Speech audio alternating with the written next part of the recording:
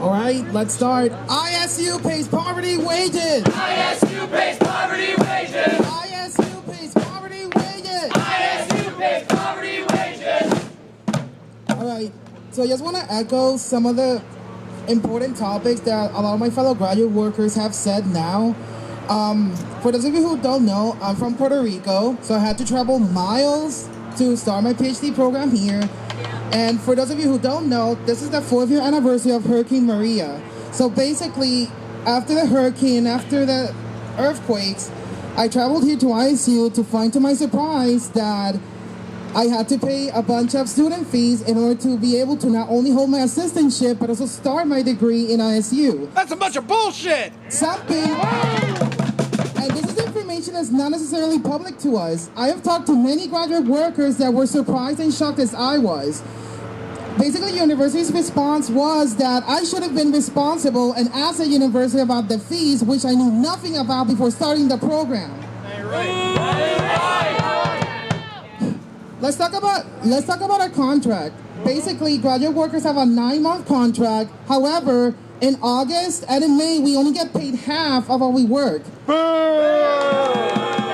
Those months are crucial for all of us. In August, we have to worry about a multiplicity of basically payments and demands, and half our paycheck, basically that goes on student fees. I have nothing in terms of food security, financial security, plus all the other bills I have to worry about, plus my teaching, plus my studenting as a graduate student.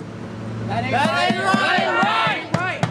As graduate workers, we don't assist anyone. As a teaching assistant, I don't help anyone. No one helps me in my class. I take full responsibility of all the courses I teach, which means I handle the curriculum, I make my own syllabus, I choose the books my students read, and I'm responsible for 60 of my students this semester as well, answering constant emails and basically hearing them out and their problems as well.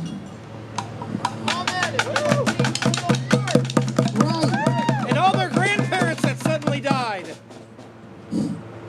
Summer is always hard for graduate workers. We don't basically get financial security at all. We don't get any assistantship at all in summer. So we have a check and basically 8 months to wait before we start the semester. What am I supposed to do for all that time with no job? Right? Basically, I basically emailed financial aid for options. Basically, what they responded was that I should have been financially responsible and saved money for summer. All my money goes to bills. There is no opportunity for me to save and prepare for the uncertainty of summer.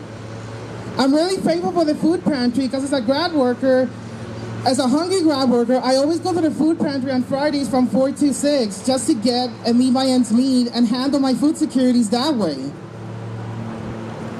In terms of access, ISU does not provide enough access or resources for graduate workers in summer. They don't even participate in the grad class loan, which other institutions do for graduate workers.